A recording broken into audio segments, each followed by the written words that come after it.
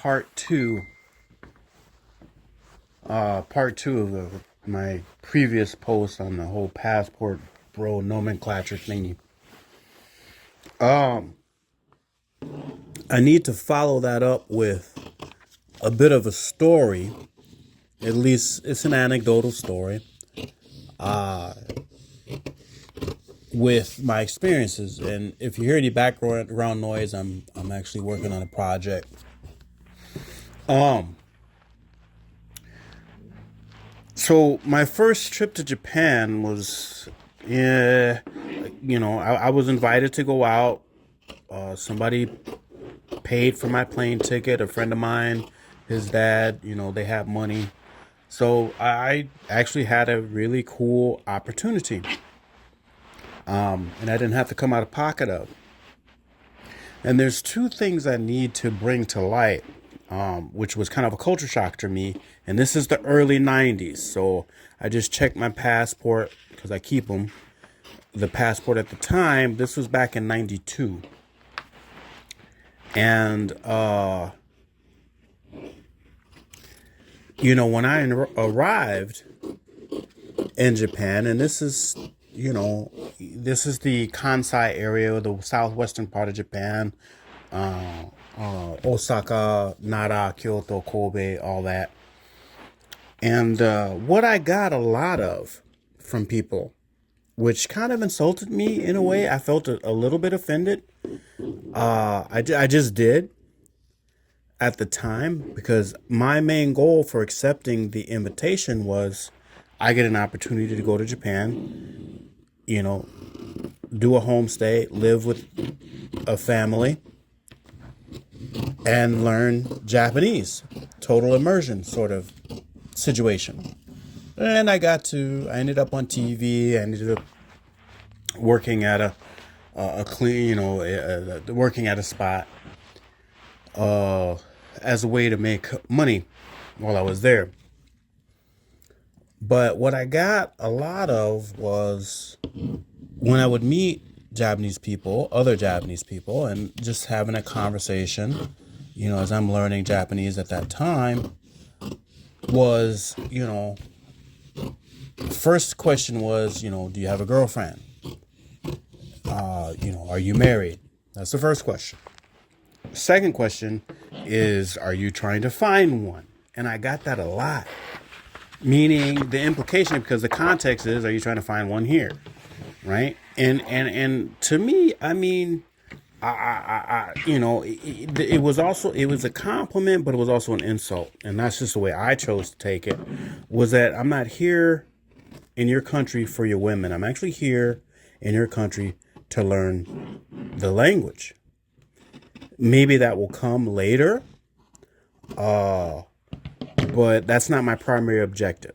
I'm not on a quote unquote sex tour. I'm not here for that. There's some misadventures that happen. I might go into it, maybe later, but nothing of real consequence.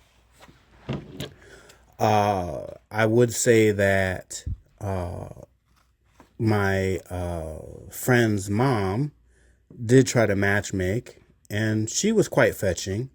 They were all well-to-do, so it was quite well-to-do young lady. I just was not interested because I protested. I didn't really engage with this individual. I didn't go on a date. I didn't do any of that. As cute as she was, because I didn't know her. I didn't ask for that. I was not there for that, right? So that was my form of protest. Was like, okay, I'm here to learn a language. I'm not here to find a wife. A, B, I'm not here just to, on a horny tour, so to speak. So, and again, this is back in the 90s. So, the interesting thing for me was that, being a quote unquote black man was the ready acceptance of, hey, we got somebody, that might be interested in you, or we think is a good match for you. We don't care where you're from. We don't care what you look like. Here you go. So I found that quite interesting. I found that, very cool. I didn't feel put off in that aspect of it all, if I'm making sense. It's just I wasn't there for that, in my young 21-year-old mind you, again. So I was very, very young at that time. Now,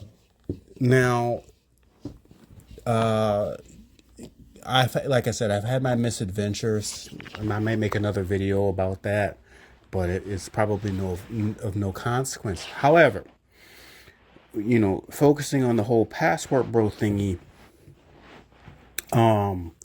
I, at that time, I was way into the club scene. I was a club head. And I found a club in downtown Osaka, Namba Station. And those, if you know, you know. And the club's name was Ku. And it's spelled with Qoo. Qoo, rather. And it played really good music. It was upbeat. It was a club. It was a nightclub. It was a nightclub like I was used to. I didn't know what to expect in Japan because it was my first time.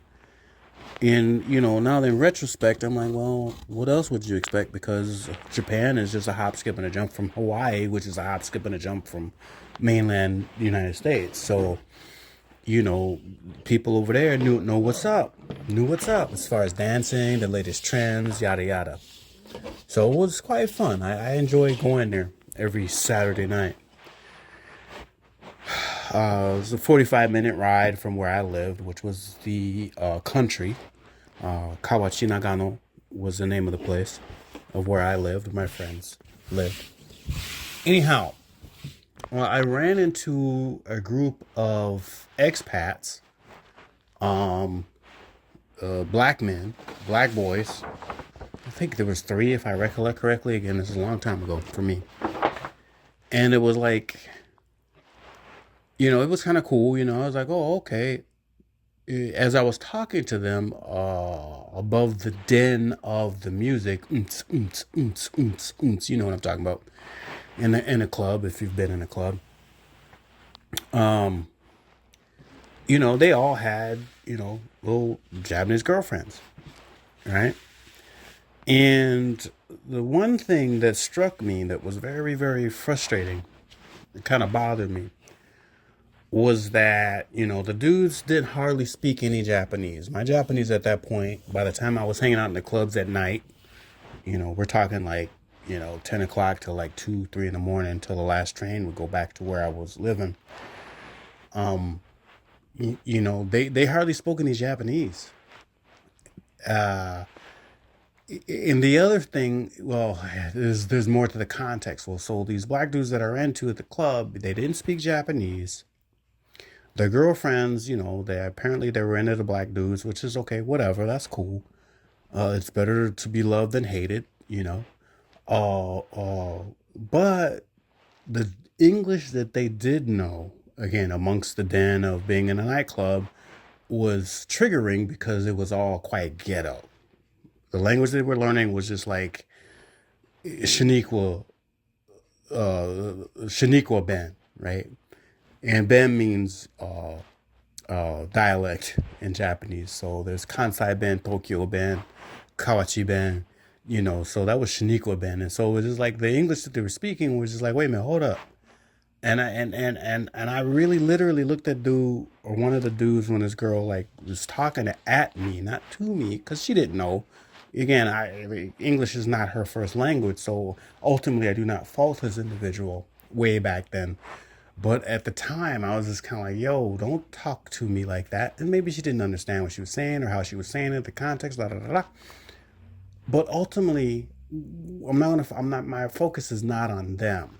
Again, it was quite the turnoff. But at the end of the day, these boys had overstayed their visas. Now, we have diplomatic ties with Japan since World War II, meaning you get, I think it's a 6-month tourist visa, if I'm correctly, 3 to 6 month tourist visa, meaning you're able to tour Japan for 6 months without having to leave the country, being, forced to leave the country. So you have a U.S. passport, you get to kick it for 6 months. And what people do oftentimes that have been there for years is they will go up until their deadline and then go to a place like Thailand or the Philippines or China or Korea for like 2 months, or not 2 months, 2 weeks, and then re-enter Japan. So that's how people stay for years without actually getting a resident visa, and so on and so forth. But anyways, these boys had overstayed their visas, meaning that, and I had experienced this because I had my first time there. I overstayed my visa by one day, so I had to pay a fine. It was a lot of money, which was basically all the money, more or less, all the money that I had earned while I was working at that place. I was working under the table. So they were cooked, meaning if Japanese immigration caught up with them, they were done. They're either going to get deported or they're going to be sent to jail. Now, that's one thing. The other thing was, I decided to club hop with these cats one night. I went to Coup, the club I mentioned, and it no longer exists as far as I know, as of 2025. But there were some other clubs that I used to go to, and then they had knew some other joints, and so I was interested in learning what other joints to go to. And so somehow their girlfriends or whomever they were talking to disappeared at the time, but it was just us four now. And we're walking the streets of downtown Osaka in the early 90s, all black dudes, not Japanese looking at all. I can speak Japanese at the time. None of them could speak Japanese to save their life, which was surprising. And they had been there like way longer than I had.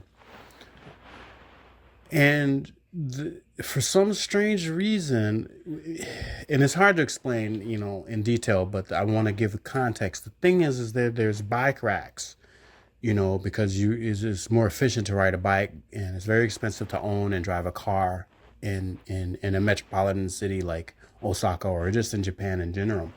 So bikes are plentiful. Now you have your own bikes that you lock up, and then there's bikes that you can just ride. They're free. They're not locked up. You ride them to the next spot and you put them in. And so it's kind of like a communal thing. Anyways, these cats, I'm walking along the street at night after the club with these cats, maybe 2 in the morning. And these dudes are literally, and these are black Americans, quote unquote passport bros, right? These cats are knocking over these bikes, like kicking them down, like a whole row of them, like, and I'm like, I'm thinking to myself, I'm looking at these dudes, I'm like, why are you doing that? What are you doing, and why are you doing that? And then I realized I had to exit myself from the company of these idiots, right? You're violating the laws, meaning you've overstayed your welcome. You haven't, B, you're vandalizing. You're just doing random. I was about to cuss or say something, but you're doing ghetto shit in somebody else's country, and you stand out because you don't look like them, and ain't nobody else doing it, right? And I had to leave them with the quickness, and which is what I did because, again, the homestay of the people that I lived with, they were quite well to do. So for me to get caught, and that was the one thing, they didn't really want me going into the city, even though I was 21 years old. Again, there's a whole another cultural context to that, but me hanging out downtown Osaka at 2, 3 in the morning, they in Yakuza was still around, blah blah blah. Even though they were, going towards their decline at that time, I they just didn't, and even at the time I understood and I agreed with it. I just wanted to go out, and I kept out of trouble, meaning I had to avoid them over there, right? So I don't have videos because we didn't have all that. I can only tell you anecdotally what my experience was, and this is the early 90s. these quote unquote passport bros violating laws, doing excuse my French, mad nigger shit in somebody else's country. I wasn't trying to be associate myself with them at all, right? Because I was there representing another person. Again, if you've ever traveled to Japan, when you come into customs and you present your passport, they're going to ask you to here for business or pleasure, and then generally they're going to ask you, where they can reach you, meaning where you're going to be staying at. And the way Japanese culture works is that those people are responsible for you, wherever your address that you jot down, right? So if I'm out there caught knocking over, basically vandalizing stuff, which will land you in jail in Japan, like stiffly, unlike here in the United States, I wasn't trying to get caught up like that. So, I can't, I'm not one to be around, and I never was, I'm a loner that way because I don't want to be in a mob or a group of idiots. And that's what I found myself in another country of passport bros, quote unquote, before there was like a passport bro nomenclature, before the internet, way before the internet. So there's more to it, but that's what I can recall off the top of my head in regards as it relates to my previous post. And, all I have to say, when you're visiting, when in Rome, do as Romans do. When you are in somebody else's house, you act appropriately. This is not no freaking Dave Chappelle skit. Fuck your couch. Fuck your couch. You know what I'm talking about. It's not that, because they cane people in Singapore, meaning you'll get a public caning, which I kind of wish we would institute here. Some public punishment would actually put some people in line, at least temporarily, but maybe we can't because we'll probably never go back. But public shame, public pain, the public punishment, actually kind of keeps people in line. I don't know. Maybe I'm wrong about that, but that's what it seems. Other countries seem to be just fine, and countries like Japan, which are quite, they're westernized to a certain extent. There's a thing called cultural pluralism. The Japanese have been able to maintain their own identity as a people, but they're quite, they're first world. They're not third world, So, but you don't go to Japan, and if you don't know the laws, you don't go there effing around. You just don't do it. Especially if you're not from there. You're not a citizen. You are not Japanese. So, again, and there's stories of people traveling, black folks traveling, getting into trouble. And these are modern stories, right? I'm telling my story from almost 30 years ago. Okay, 25 years ago, right?